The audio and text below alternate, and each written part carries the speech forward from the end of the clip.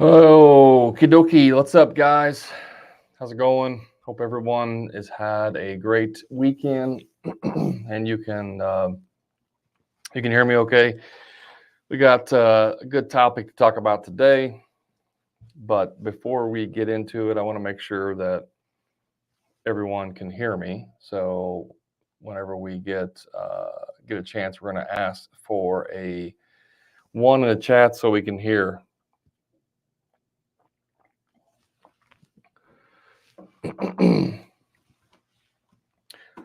So I'm gonna go ahead and start talking, and as guys start rolling in here, we'll do a little audio check. If you guys can hear me, drop a one in the chat.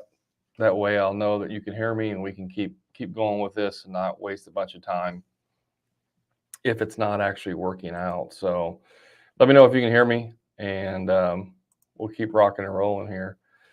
So today I want to talk about. Thanks on Facebook for letting me know. Today I want to talk about. Um, Why confused minds say no. If you have listened to my podcast, it dropped today. You should. It drops every single Monday, and 150 episodes so far. So it's almost 3 years worth of weekly podcast. So much. There's so much information in that podcast. I'm actually going to be using it in the future here to write a book because there's just so much content in there, and there's so much good information. So if you're watching on TikTok, do me a favor, drop a one in the chat just so I know that you can hear me. I don't want to keep talking if you can't hear me there, but we're going to talk about and pardon me for coughing here. We're going to be talking about why confused minds say no. What's up, Chris? Good to see you, man. Thanks, Paul. So whenever someone is presented with too much information, we typically say no. And so it doesn't matter if it's your sales process, it doesn't matter if it's your hiring process, it doesn't matter if it's your work order process, your how you talk to clients after you sold them. It doesn't matter what process that you're doing. If a mind is confused about what the next step is, what action they have to take, the answer is always no. The answer is always going to be no, I don't want to do that. No, I don't think that's the right decision. No, I don't want to make a decision right now because I'm confused. And so if you're ever talking to a prospect on a sales call and you've given them all the information, the price, time frame, everything, and they can't make a decision, sometimes that's because you've given them too much information, right? You haven't made it easy for them to say yes. You've made it easy for them to say no because there's too much information. And so the 2 podcasts ago, I talked about talking less in sales. Like the way you can provide more value is by not talking too much. As contractors, we are very information, very skill based, right? And so we believe that a lot of us, if we puke our knowledge all over them, that they'll think, oh my gosh, this person knows so much stuff about construction, about remodeling, about landscaping, about electrical, whatever it is that we do, because they're so absolutely amazing and knowledgeable that I have to hire them. Like I just have to because they're so amazing. And that's the furthest from the truth, right?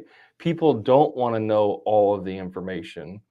There was a study done in a grocery store one time where they had like 50 different types of jellies and jams on the shelf, and nobody was buying. Like 2% sales on this, okay? And they brought in some experts, and they finally said, you have too many options. There's just too many. So you need to reduce it. And they reduced it down to 3 options, 3 different types of jelly, from like 50 to 3. And overnight, their sales of jellies and jams went through the roof. Like they'd never sold that many before, ever. And it's because when you present people with too many options, with too much confusion, the answer is no. Netflix has this problem. Amazon Prime, Amazon has this problem, but they've worked around some of this by offering up suggestions, right? How many people on here, drop a 2 in the chat if you've ever done this? You say, hey, I'm going to sit down and watch a movie on Netflix or Prime, and you get on there and you're scrolling, and then 20, 30 minutes later, you still haven't picked a movie yet. And then you end up either not watching a movie at all, or you end up picking one that you don't really like, right? Does anyone ever do that? Paul, the number was 2, not 1. You're supposed to put 2 in there, Paul, not 1. Yeah, 2. We've all done that. 3, yeah. 1 + 2 = 3, right? Decision fatigue. I like that, Chris. And that is true. It is decision fatigue. But even that, it's not even if you don't have to make a decision.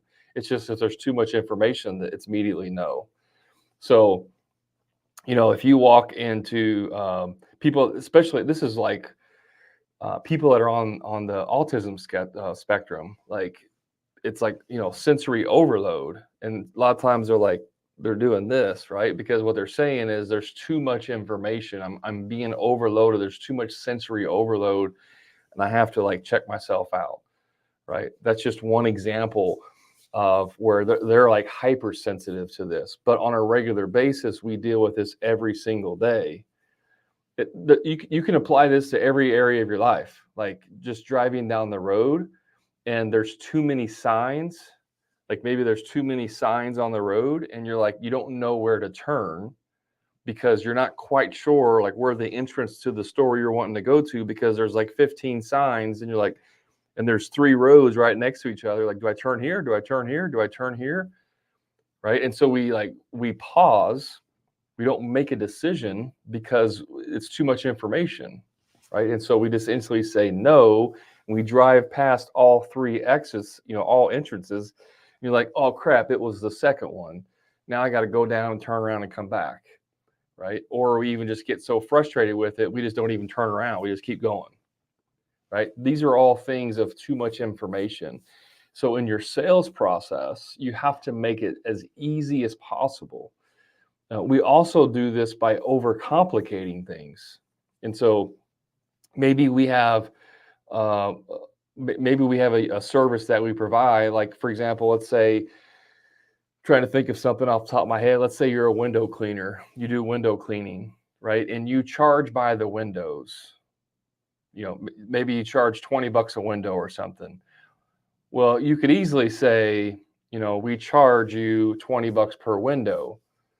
And then, so if someone calls, how much do you charge to clean the windows in your house? You say, well, we charge $20 per window. If it's on the second story, we charge $30. If it's a large window, we charge $40. And now I have to I have to go do math. I have to figure out, okay, well, I have 10 windows on the first floor, and I have 6 windows on the second floor, and one of them is a big one. So is how much is that? And you make them do math, and we think it's helping them because we're providing them with all the information because we're being transparent. We're being transparent about it, but it's overload. We're making our clients and prospects jump through hoops to do business with us, right? I always like to say, don't make your prospects burn calories to have to do work with you. Don't make them jump through hoops to do work with you. Now, there are certain instances where you can add a little bit of friction.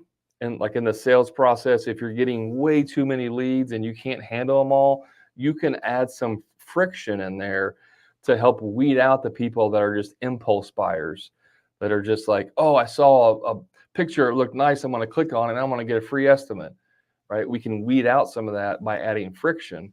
But in general, like once they've gotten past the initial marketing, and the initial sales process, we don't want to make it difficult for them. So you can do things like you can have 3 different price points. If someone's like, we really want to do a kitchen, but we have no idea, the price difference between custom cabinets or semi-custom, is there any way you can give us some different ranges? You can just do a good, better, best. Right? You can just say, yeah, I can do that.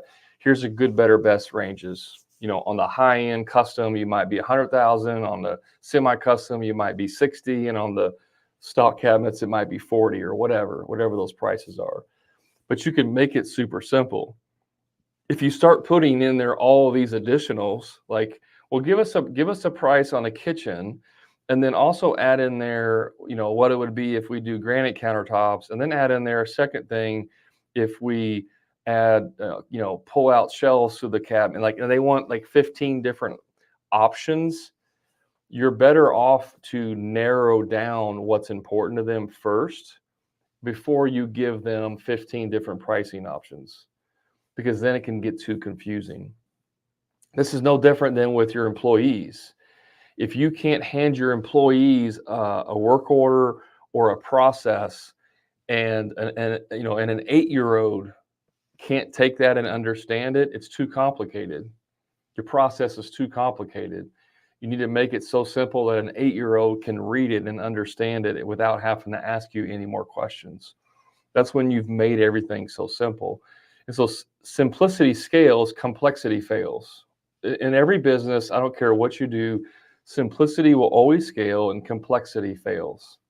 Right? Now, there's different elements of this. Obviously, if you take something like Amazon, Amazon is a very complex business organization, meaning they have tons of moving parts, right? You have logistics, you have warehouse, you have shipping, you have customer service, you have, data.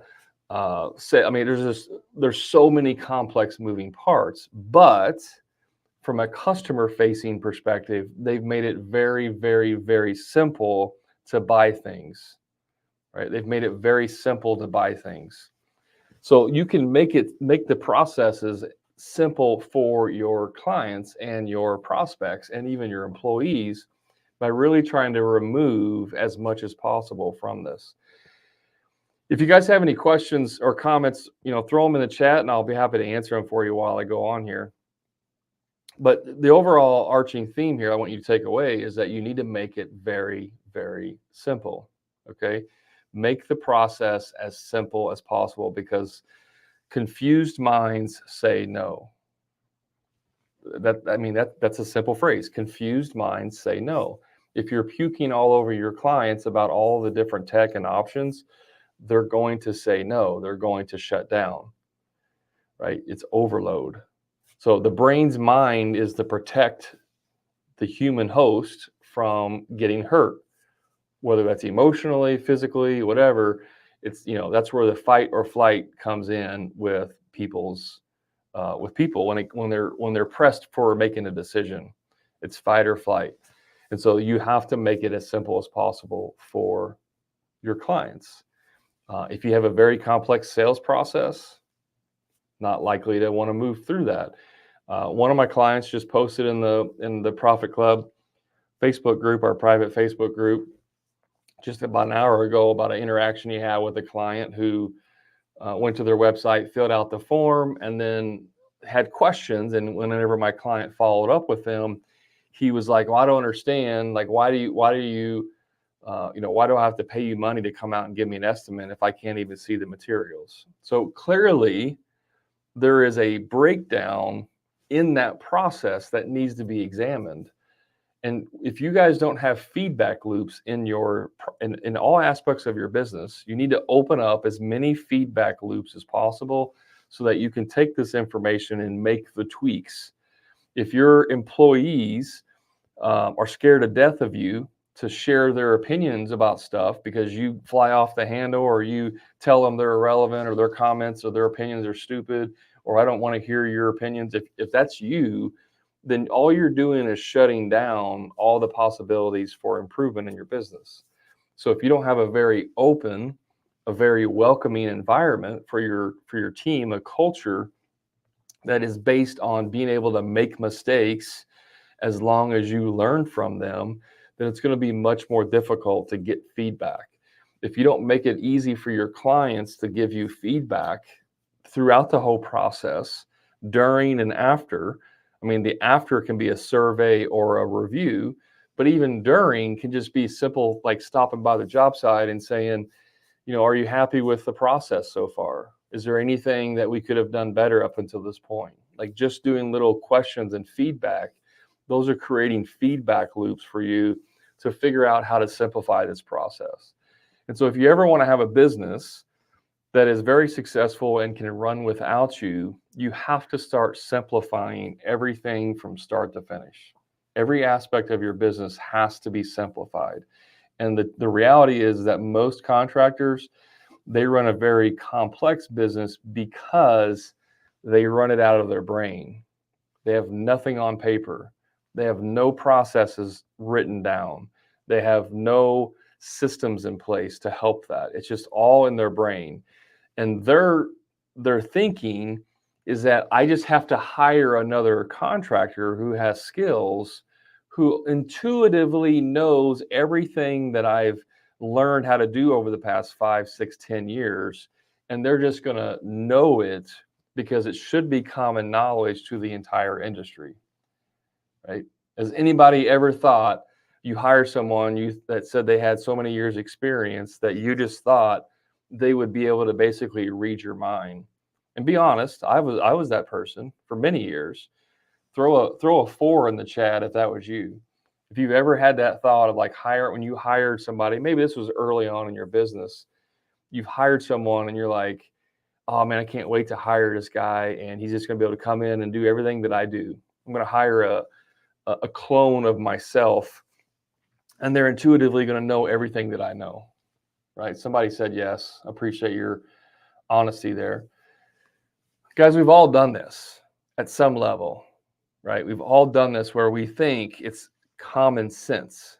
When someone said, and it was my wife who really kind of fixed it in my own brain, because I would come home. Yeah, 4 doesn't work. Yeah, everyone thinks and does differently.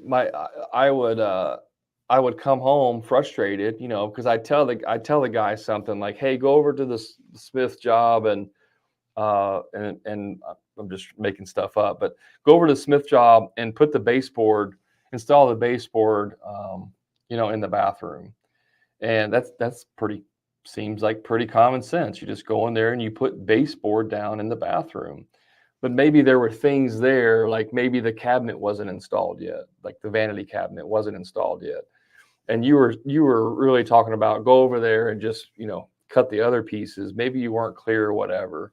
In your brain, it's like a no-brainer. And you go over there and they install the baseboard behind where the vanity goes. Again, I'm just trying to make up something silly. And you go, "What are you doing, man? We can't put the baseboard on until the vanity gets set." That's common sense, right? It's not common sense. There's no such thing as common sense in that capacity. There's only common experiences. And so if you may have done this 100 times, but that doesn't mean that all carpenters or all remodelers have done it that way or understand how you do it. So it's not common sense, it's common experience. If somebody if both of you worked for the same company for 10 years and then you went out and started your own business, then you could probably say it's common sense because you all have the exact same experience. We call it common sense, but it's not, it's common experiences. And so you have to actually make this as simple as possible. What would be an easy way to, relay that information to them instead of just saying, "Hey, go over to the Smith job, install the base"? You could have a drawing, right? You could have a drawing that says and have like actual like walls that you want the trim installed on. You could have a process that says, make sure the vanity is installed first, and if it's not installed, then do X. Like there's so many ways that you can work around that. But again, if you can't hand that to an 8-year-old and have them understand the concept, maybe they don't know how to specifically do the skill, but if they can't understand the concept, then you've made it too complicated. This is also why, guys, if you get text messages and calls all day long from your team and they're saying like, "Hey boss, where's the saw at?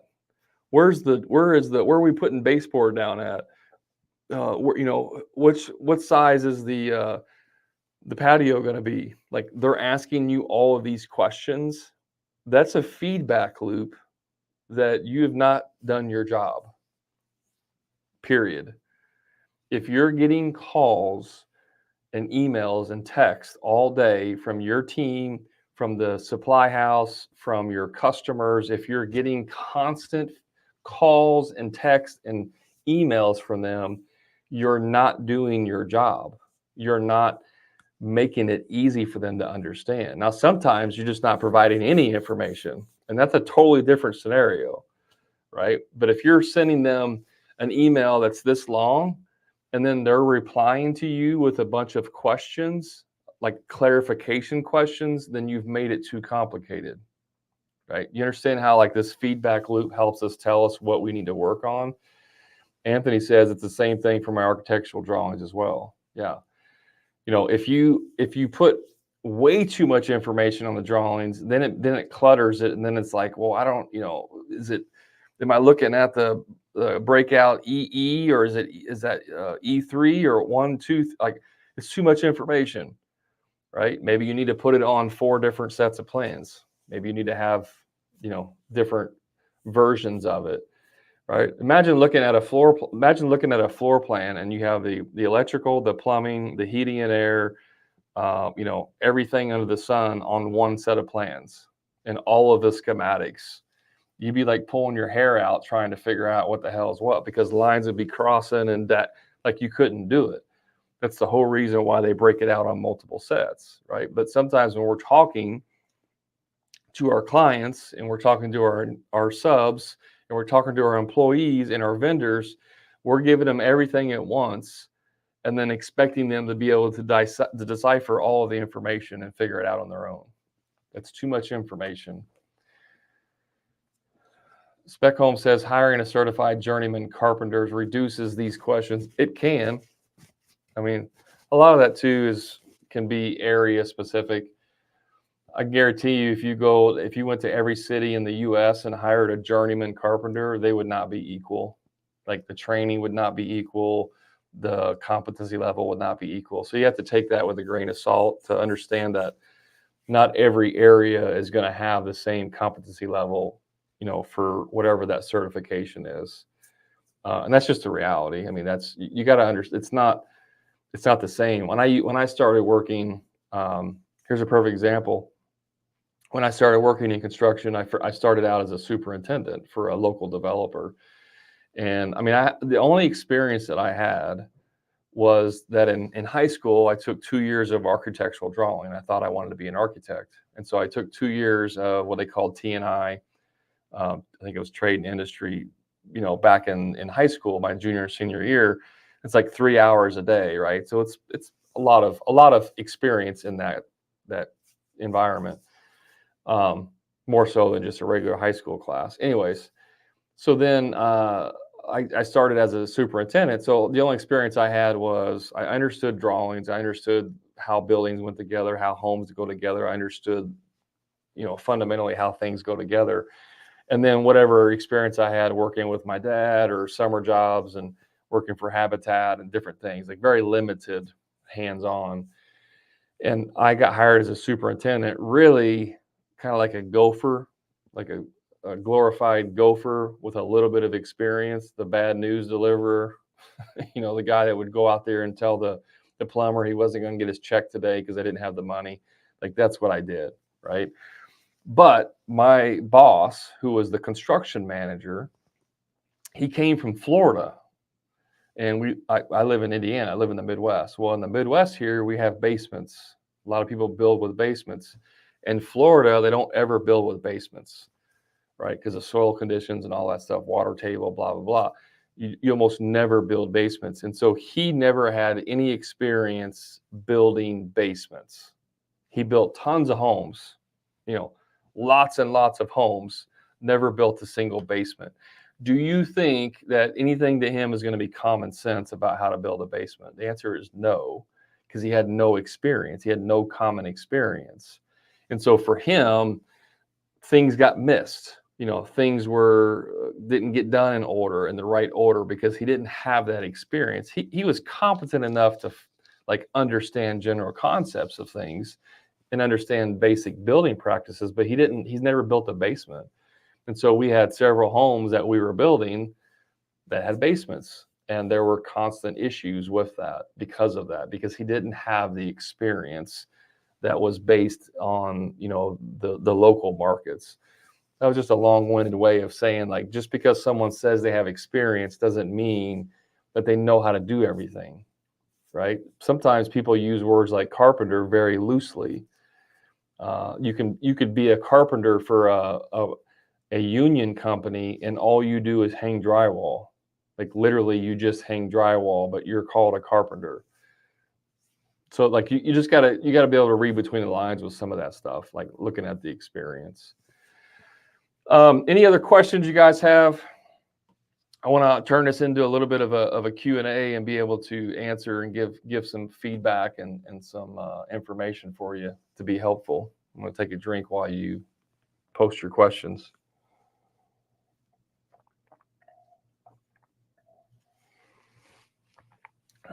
Oops, somebody's calling me.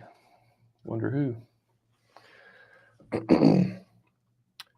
Carpenter, contractor are the most used. Yeah, they are.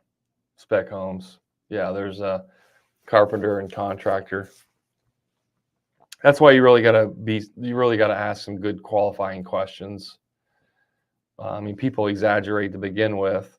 That's like, what gets me, I always laugh because I'm on several Facebook groups and different forums, and even like in my TikTok videos and Facebook posts, people comment, and there'll be something about, something that's like a code question or a best practices question. And inevitably people get in there and say, that's against code. That won't work here. It's totally screwed up.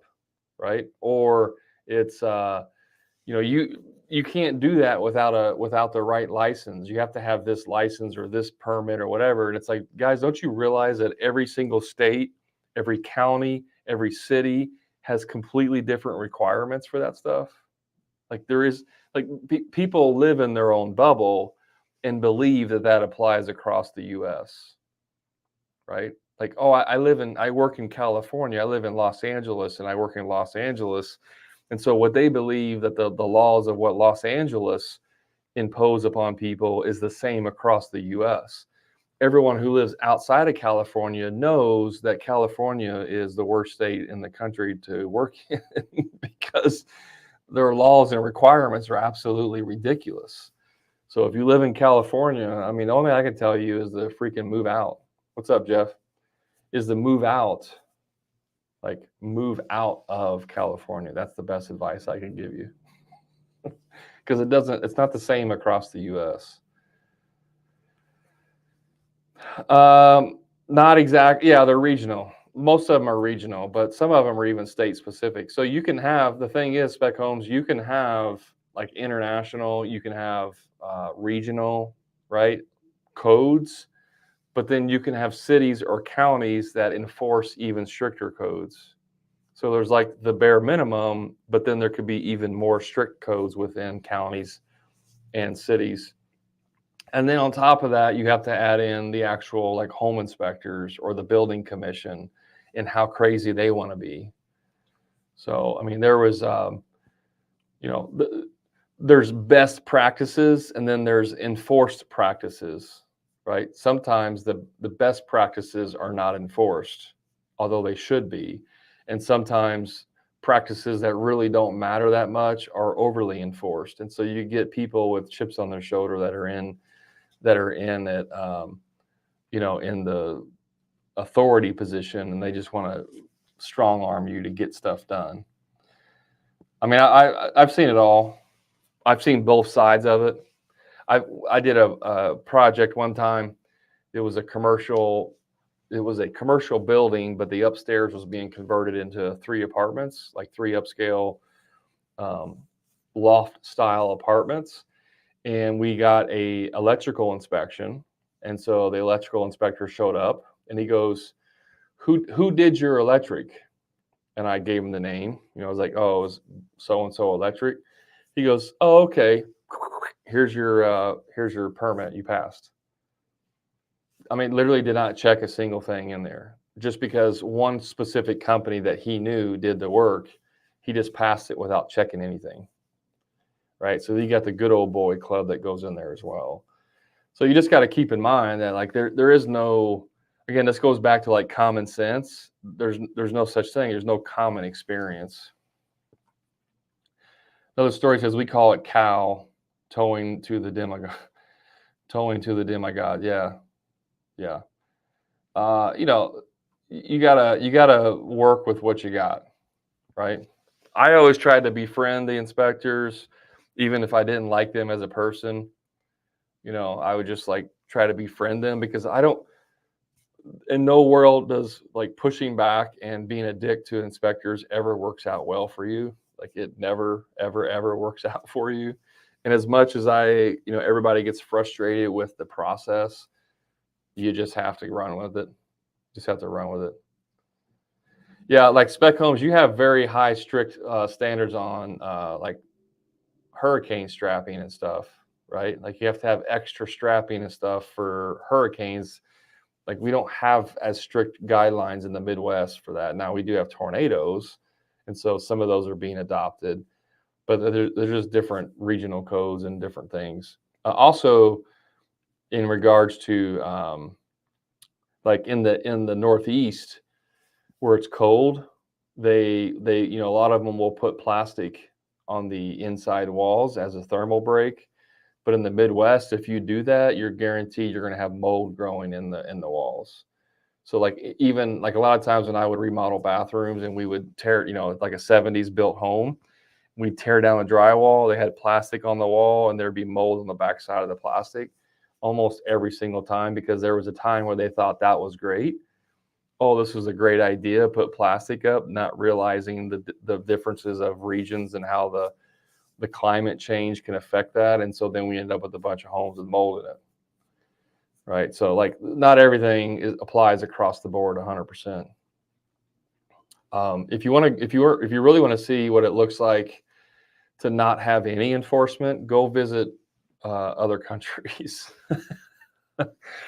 You'll be absolutely amazed by what people get away with in other countries. It's like basically murder. Yeah. We do plastic in Connecticut in wood frame commercial jobs sometimes. Yeah, it just depends on the location. I went to a seminar one time. This was a long time ago, and I think I still have the book somewhere. But there was this guy who was like a scientist. He was like a building trades contractor, but he was also like a scientist dude. And I'm sure he's got material still on the internet. But he was like one of the leading people that started pushing for regions, like climate regions. And we went to a seminar and he was talking about this stuff and it was fascinating. Like it was absolutely fascinating.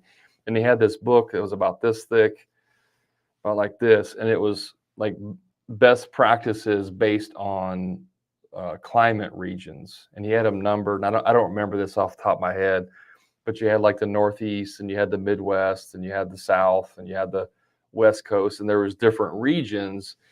And he had done all this testing to know like what are best practices based on regions. And he had this book that you could buy that had illustrations to show you that.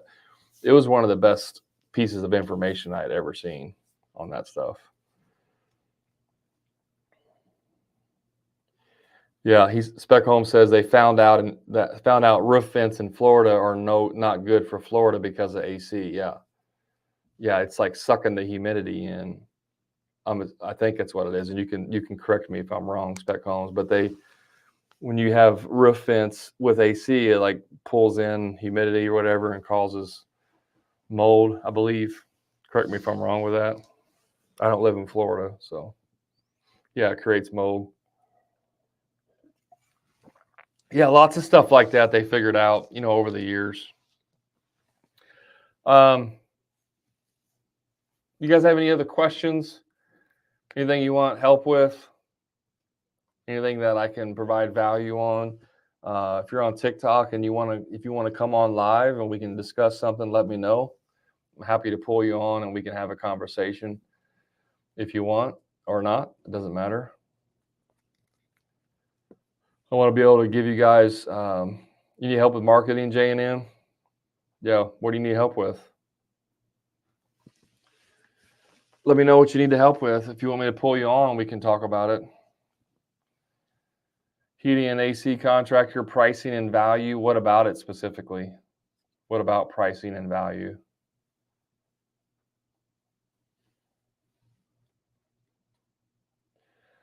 J&M, just shoot me a message on TikTok. Shoot me a direct message. I can put you in touch with my marketing guy who does websites and ads.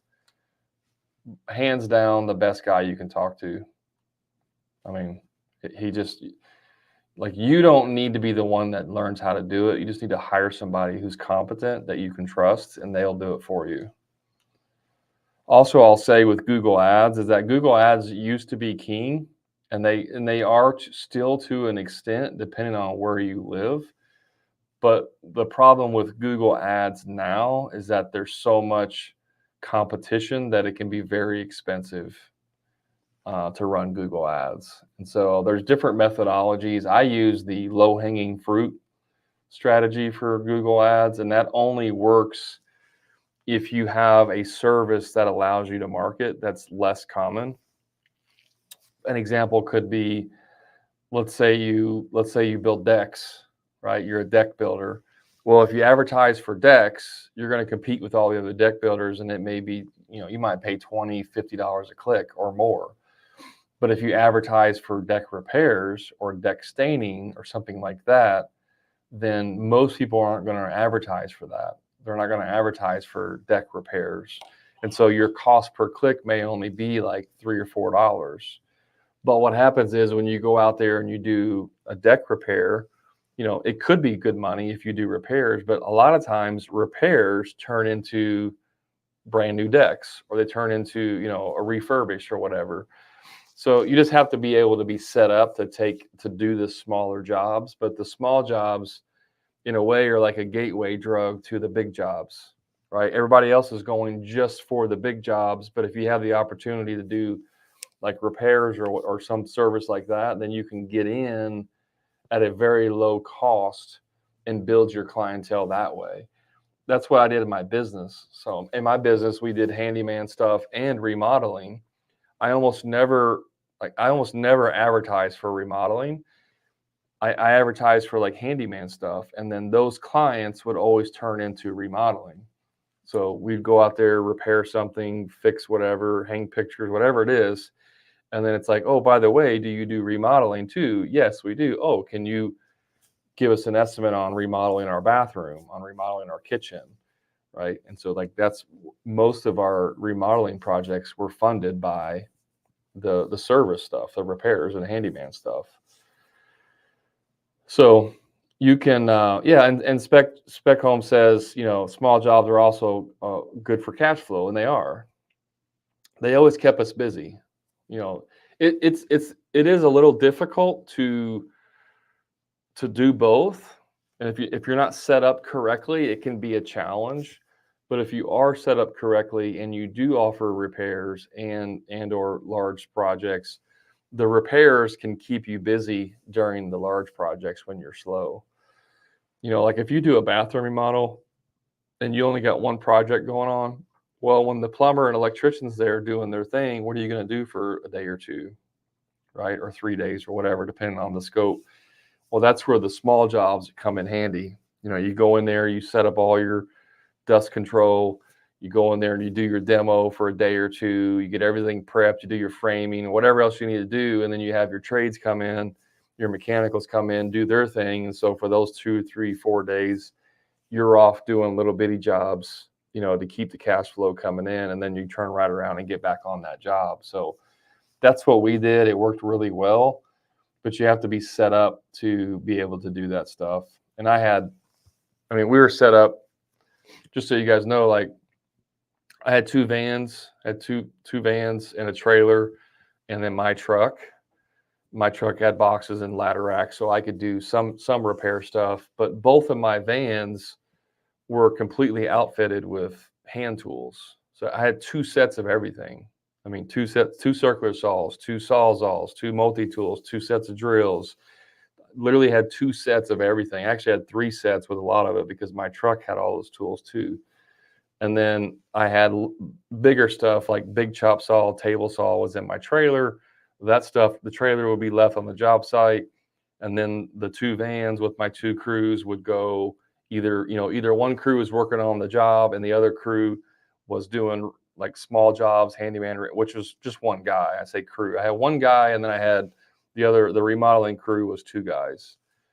And so those guys were doing separate, and that allowed me the flexibility. But the key there is you can't, if you're the type of contractor that wakes up in the morning and goes to the shop and you're like, okay, what tools do I need for the day? And then you just load everything in the back of your truck, you won't be able to do that.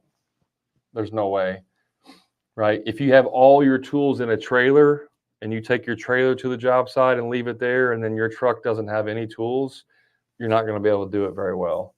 You really have to be set up to where every single team is completely independent. And so if all 3 of my guys were working on one job and a repair call came in right away, emergency, I could just pull that guy off and send him. He already had all his tools. He could do the job in 2 hours, come back and be done. Right? It wasn't like, oh, I need to borrow I need to take my chop saw. I need to take the nail guns. I need to take this and this and this. And then they get over there and you forgot the circular saw. And you're like, oh crap, I got to go back and get that. Like, there was none of that stuff. Everything was completely outfitted. So you have to be set up to be able to do jobs like that. Spec Homes, I have a 3-guy home repair division. My repair guys are my big job punch out guys. Yeah, 100% setup is key. Yeah, setup is key. But most guys don't want to make that investment. I mean, I literally had like 3 sets of everything, 3 sets of like drill kit, hammer drill and a impact. I had 2 sets of DeWalt cordless nail guns. I mean, that's like $800 in a brad nailer and a finish nailer, and I had 2 sets of them. And so like all that stuff starts adding up in terms of cost. So you really got to be set up for that.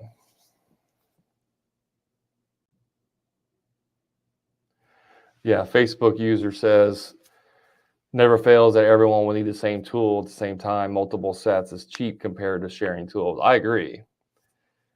Multiple sets is cheap. Now, I mean, if you're just starting out, that's going to be more of a challenge, obviously, right? If you're barely making any money and you're like, well, this guy on TikTok told me to go and get 2 sets of everything, probably not the smartest thing to do just yet. But if you're growing your business and you can start a repair division and put them in their own vehicle, it's a smart move. And that's a good position, by the way. Like if you have an older guy on your crew who's, somebody's been doing it for a long time. You got somebody who's like they're 50 or 60 years old, near retirement. That's a good position for a repair tech. They're not going to be setting any land speed records probably, but it's a lot less stressful. And they're going to be competent because of their experience. Like that's a good type of person to put in that environment. So looking at these comments here. So if you guys have any other thoughts, heating and air contractor, he's okay. I knew you were going to post. My clients complain because of the price. How do we build enough value for them? We have tried some. Heating and AC contractor. So I call it the what do I call it, Brad? I just forgot. I don't know. I just completely forgot what I call it. Value something. Sorry, I'm tired. Value stacking. Holy crap. Oh, welcome back to Earth. Value stacking is what I call it. So it's not always like one specific thing that allows you to provide value. And a lot of people don't understand this, but if you have really, really, really good marketing And by the way, when I say marketing, that means everything. That means your website, it means your Google reviews, it means your vehicle wraps, it means your uniforms, it means your Facebook page, it means everything. Like everything about your marketing. If you have really, really good marketing, the sales process is way, way, way easier. Okay. Because people will pre-qualify themselves throughout the process. And so if I need a new air conditioner, let's say my air conditioner went out, or it's getting ready to go out, I need a new furnace, whatever, it doesn't matter. And I need a new one. Okay. And I don't know anybody. Maybe I just moved to this area, whatever, or I don't have any connections. The very first thing I'm going to do is I'm going to do one of two things. I'm going to ask anybody I know, coworkers or friends or neighbors, right? Anybody locally, I may ask them, who do you recommend? The second option I'm going to do is go online and search Google. And so if you're not optimized, like for SEO, search engine optimization, if you're not optimized, then that's going to be right off the bat, it's going to be a problem. If I go online and I search and I find your company immediately, and I see that you have like 1,000 reviews and a 4.8 star or better rating, then that is a plus. Like you just got a check of, oh, this company is highly reviewed, so they must be good. And then I click on that, and maybe I look at some of the reviews, and maybe I read some of the reviews. And so within the reviews, I see that, really you had 500 reviews or whatever it was, but the last review given to you was 6 months ago. That was the last one. Well, that's a little bit of a dip because there's no recent reviews. If I get on there and I see one from yesterday and it says, this AC company was fantastic, they came out, blah, blah, blah, blah, that's a jump. Okay. Like even within each subsection of your marketing, you have to layer that in there. On top of that, did the owner reply to the reviews? If the owner doesn't reply to any of the reviews, that tells me they don't really care about their reviews, even though they have a lot of good ones. Maybe they're too busy. They don't value their clients. If I go on there and the owner or the company has responded to every single review, that's a plus, because it means that they're actively engaged in their customers and the appreciation. Okay. These are like micro things, but every single one adds up. And then if I go to your website and, it's a very generic website that looks like, it was a canned website you bought for $50 off of Wix, that's a negative, right? If it's very well done, professionally done, and it has all the information, the colors are good, the location, the bullet points, there's a good balance of pictures and text, and it's not just a bunch of text, that's a plus.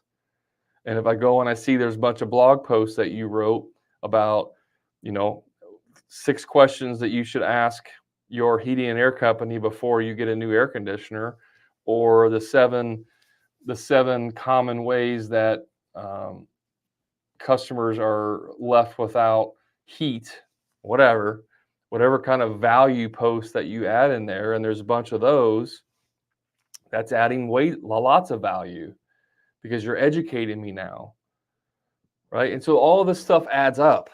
And then I call you and I have a great sales process, an office lady answers or you answer, or maybe I fill out a form and then within an hour or so I get an email or a call back, and it's very pleasant, it's very professional. You have a very simple process, right? And then we come out there or, and look at it, or let you come out and look at it. And so far, all is well. Like I'm enjoying this whole process from start to finish. And you show up to the house and you have a nice decal lettered truck, hopefully a wrapped truck, and you get out and you're wearing a nice uniform. Even if it's a little dirty, it's still like a uniform. You're not getting out wearing the old Budweiser t-shirt with girls in bikinis on there, and you're wearing a John Deere hat. What's going on, buddy? I'm here to fix your AC, right? Like all of this stuff adds up.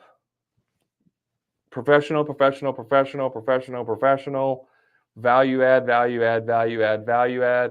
You go through that whole process, and then by the time you get ready to give them a price, you've already provided as much value as possible. And so then it's not it shouldn't be an issue of price. It should be the only question they should be asking themselves is, how can we afford to hire this company? Because I don't want to hire anyone else. That's the question they should be asking. What most guys do is they don't do any of that stuff. They get a phone call. Yeah, we'll come out and give you an estimate, and you send a sales guy out there, and he looks at it, and it's like blah blah blah blah blah blah. Yeah, it's going to be $12,000 for a new unit, and there was no value provided. Okay, and then the client's like, "You're 12,000. This other company actually had a good website, good reviews. They were very nice, and they were only 8,000." But what you don't know is that the $8,000 company is like near bankruptcy because they're not charging enough, because they don't know any different. They provide good service, but they don't know any different. Then yeah, it's always gonna come down to price, 100% of the time. J&M, I'm not a website expert. Okay, I know a lot, but I'm not an expert. Same thing I told, or no, it was you, J&M. Dude, you just got to talk to my marketing guy. Like, I can look at your website and tell you what I think, but you still need to talk to a marketing expert. I want you guys who are watching this, and then I got to hop off here. I want you guys, there's a book I want you to read. I don't have it here. It's in my other room. Guys, I want you guys to read a book called Who Not How. Okay, everybody write this down. Who Not How. Write it down. Who Not How. One of the authors is Dan Sullivan. So if you go look, it's Dan Sullivan. There's Ben somebody is the other author. Who Not How. The whole premise of the book is that you need to be figuring out who you can hire or pay money to fix your problems, not how. You guys shouldn't be figuring out how. How do I make my website better so that I can make the changes? It shouldn't be how can I, learn Google, how to do Google reviews so that I can do. What you guys should be asking is who. Who is the expert that can do these things for me and get me the greatest return while I work on my business, the more important stuff. Dan Sullivan. Who Not How. Let me look here.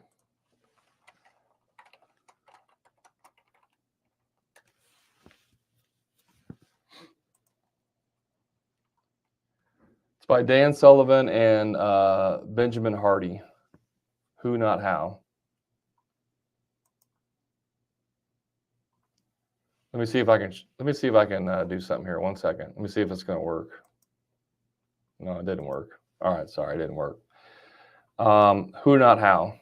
Okay, read that book. It's a very short read, but it's very good. It'll start getting your brain thinking in the right context. You guys need to start looking for who's. Start looking for who's, not how's. And if you're looking for a who that can help you in your business, I mean,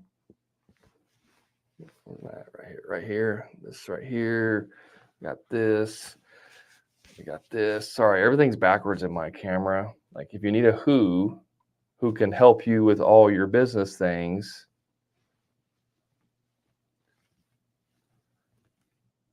okay? All right, guys. I need to hop off here. I appreciate you hanging out with me. If there's anything I can do for you, shoot me a message. I'll put you in touch with the right who's, whether that's me or someone else. More than happy to do that for you. Thanks for hanging out. Hopefully you got some value out of this. Remember, just continue to add value. What I do here is add value. You need to keep doing the same thing for your clients. All right. Yep, Eric, appreciate you, man. Thanks, guys, for hanging out. Do me a favor and let me know what you thought. Shoot me a message or something. Just keep me updated. I appreciate it. See you guys. Have a good one.